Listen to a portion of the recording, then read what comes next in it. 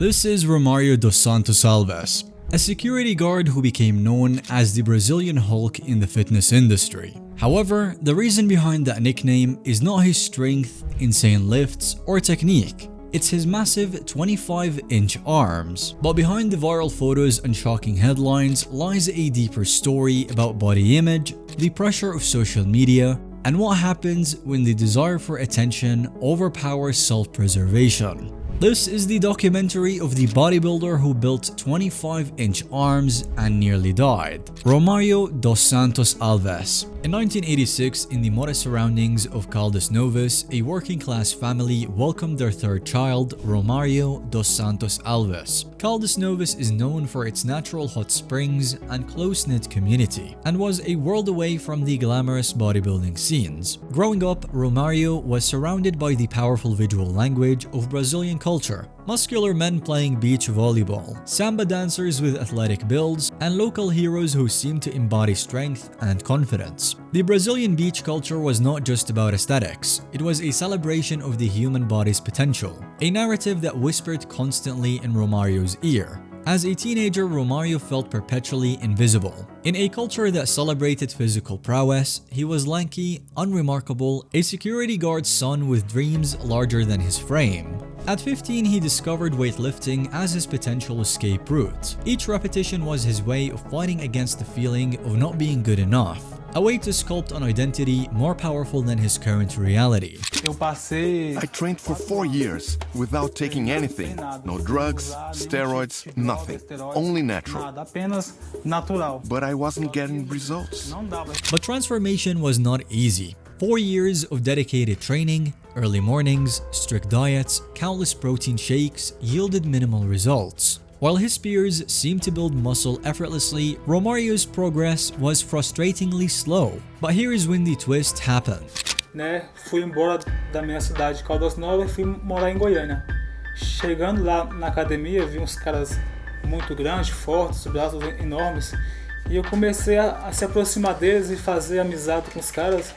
E foi onde eles me apresentou o Sintol. At 19, a job opportunity as a security guard pulled him away from Caldas Novas to Goiânia, a larger city pulsing with different energy. Here, in the city's hardcore gyms, he encountered bodybuilders with physiques that seemed almost superhuman.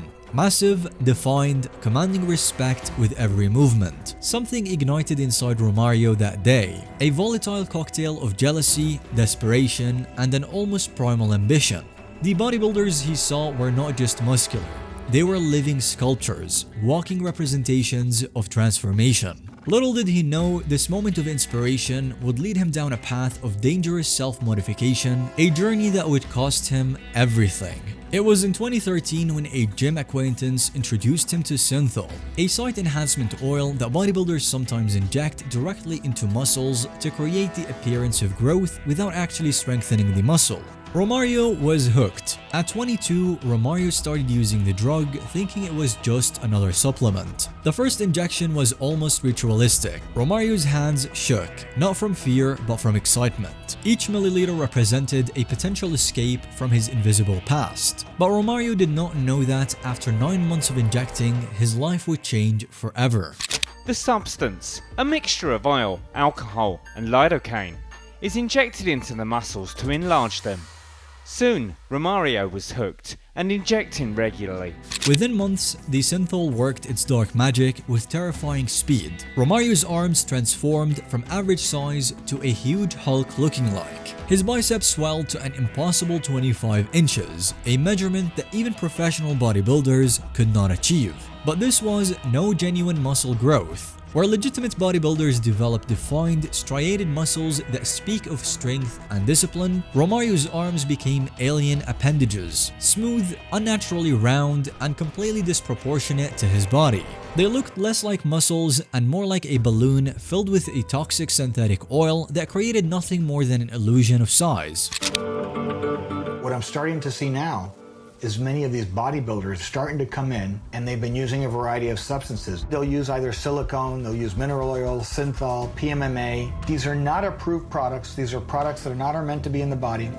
And I'm seeing the disasters at an alarming rate over the last several years. I've seen people that have had severe infections where they've lost arms. We've seen deaths from these products. So there is no good way to inject these products or a safe way to inject these products because it's a time bomb. The science was brutally simple. Synthetic oil wedged between muscle fibers, causing inflammation and creating a grotesque semblance of muscularity. Strength completely absent. In fact, his muscles were so compromised that he could barely perform basic weightlifting movements. Each injection reduced his functional strength, transforming him into a walking spectacle of human modification. Leading into his newfound notoriety, Romario embraced the nickname the Brazilian Hulk with theatrical enthusiasm. Social media became his stage, dressed in bright green body paint, torn shirts mimicking the Marvel character. People thought my size interesting, and they liked it. I was shown respect. The feeling of power is priceless.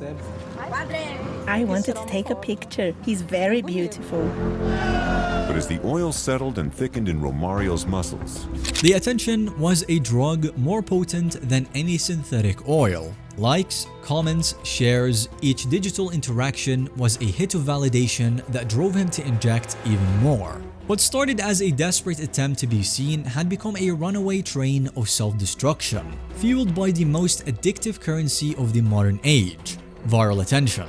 Behind the viral photos and admiring glances, a nightmarish reality was unfolding. The synthol that had promised transformation was slowly destroying Romario from the inside out. In just 9 months after his arms ballooned by nearly 20 inches, the pain was relentless, a constant companion that gnawed at his body and mind. Night after night, Romario would find himself weeping silently, his arms throbbing with an almost unbearable intensity. Each tear was a testament to the suffering hidden behind his carefully curated social media persona. I wanted to get big.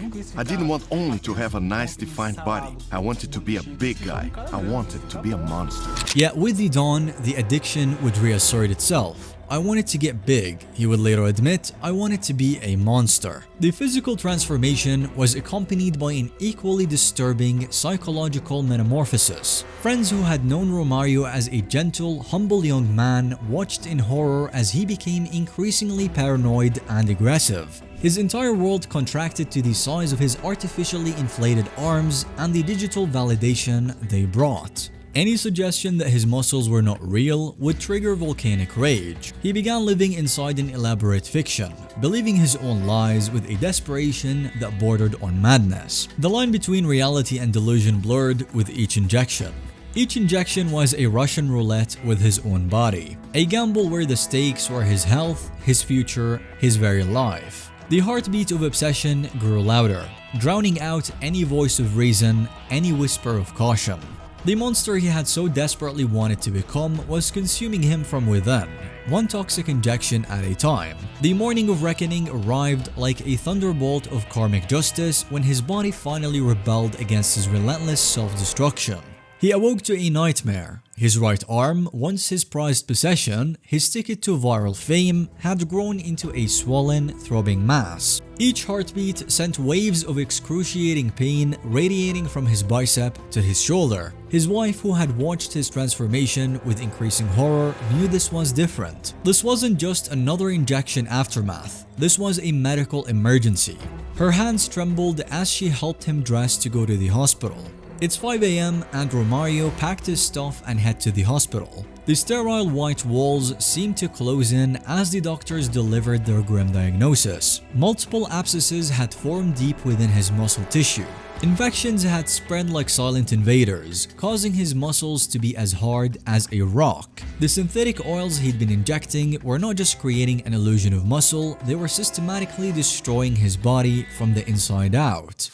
Essa aqui foi a mais grave, porque como o beiço fez esse formato aqui todinho e dentro dele encheu de pedras. Quando o produto entrou aqui dentro aqui, ó, ele foi encapsulando dentro vários pontos. Esse ponto preto aqui, ó, representa cada pedra. E eu passei a usar essa agulha. The word's potential amputation hung in the air like a death sentence. For Romario, it was a moment of brutal clarity. These arms, the very limbs he had sacrificed everything to enhance, were now threatening to be his ultimate downfall. The possibility of losing them broke through his years of denial, shattering the elaborate fantasy he had constructed. E aí eu fui no outro dia cedo, e minha esposa chorando, desesperada, arrumei a bolsa com as minhas coisas de higiene, roupas, e fui 5 horas da manhã para o hospital para ser internado, para os médicos poderem fazer o procedimento. E aí, graças a Deus, cara, eu sou um cara que eu tenho muito fé em Deus, eu busco Deus acima de tudo. Foi quando o médico falou para mim e fez um exame lá do meu braço, fez um, como é que fala? Uma ressonância magnética e viu que não precisava amputar o meu braço. Surgeons worked meticulously, performing multiple procedures to drain the infections and remove the dead, poisoned tissue. For weeks, Romario teetered on a razor's edge between survival and loss. Would he keep his arms? Would he even survive? By some combination of medical skill and God willing, Romario emerged from this crucible changed. He had stopped the synthol injections, but the allure of transformation had not completely released its grip. Há 2 semanas, eu comprei uma substância, né? Uma substância chamada Estigô, que é um hormônio de cavalo, em outra cidade fora. Fiz o coquetel, enchi 2 seringas de 5, que deu um total de 10 ml. Falei, eu vou usar. Sentei nessa mesa com a cadeira e cheguei aqui no peito, né? E pus a agulha aqui no peito, encarquei a agulha no peito e suguei o ar da seringa para ver se não tinha pegado nenhuma veia. Aí eu puxei, quando eu vi que não veio sangue, não veio nada, aí eu gelei. Comecei a suar frio e a minha mente começou a captar coisas do passado. Eu comecei a refletir o que eu passei lá atrás. Aí eu falei, não vou fazer isso, cara. Não vou cair nessa tentação de novo. This was not just a medical emergency. It was a full-blown battle with his own desperate search for identity, fought on the most personal canvas of all, his own body. The mirror no longer lied, but it was brutal in its honesty. Romario's arms, once grotesque balloons of synthetic muscle, now hung like deflated warnings, a map of scars telling a story of obsession and survival. Each surgical mark was a punctuation point in a narrative of self-destruction and rebirth. Therapy was not just about healing his body, it was about healing his soul too. Layer by layer, Romario confronted the emptiness that had driven him to inject toxic dreams into his flesh. The young man who once believed size equaled worth now understood the most challenging muscle to build is often invisible, the one inside the heart. His wife became his anchor during this storm of transformation. In a moment that would define their relationship, they stood together at his high school graduation, not just celebrating academic achievement, but a hard-won personal victory. This time, bodybuilding was not about becoming a spectacle. Each rep, each careful movement was an act of respect to his body. No more synthetic shortcuts, no more chasing viral moments. He was learning the language of genuine strength, patience, discipline, and authenticity. He found his path by opening a barbershop. It was his redemption workshop. Every precise haircut was a metaphor for the careful reconstruction of his life, cutting away the unnecessary, revealing the true form beneath. And Romario did not stop here. In churches across Brazil, Romario began to speak. His damaged arms were no longer a source of shame, but a powerful visual sermon. Quem morreu imitando é Jesus. Gente, o homem estava cheio do Espírito Santo, que as pedradas, as marcas de pedras que estavam correndo de sangue sobre o seu rosto. Where synthetic muscles once screamed for attention, now his story whispered profound truths about identity, pain, and healing. His social media transformed from a shrine of artificial masculinity to a raw documentary of human vulnerability. Each post became a testament. True strength is not measured in inches, but in the courage to be authentic. Romario Dos Santos Alves, once the Brazilian Hulk, had become something far more powerful. A storyteller, a healer, a man who transformed his greatest weakness into his most profound strength. His arms would never be the same, but his spirit, unbreakable. Romario's story has become more than a sensationalist headline. It's now a powerful case study in the dangers of body image disorders and the unregulated world of synthetic enhancement. His experience has helped spark conversations about better regulation of fitness supplements in Brazil and greater awareness of body dysmorphia among men, a condition often overlooked in a culture fixated on female body image issues. For every Romario whose story makes headlines, experts estimate dozens more are quietly injecting dangerous substances, risking their health for artificial aesthetics.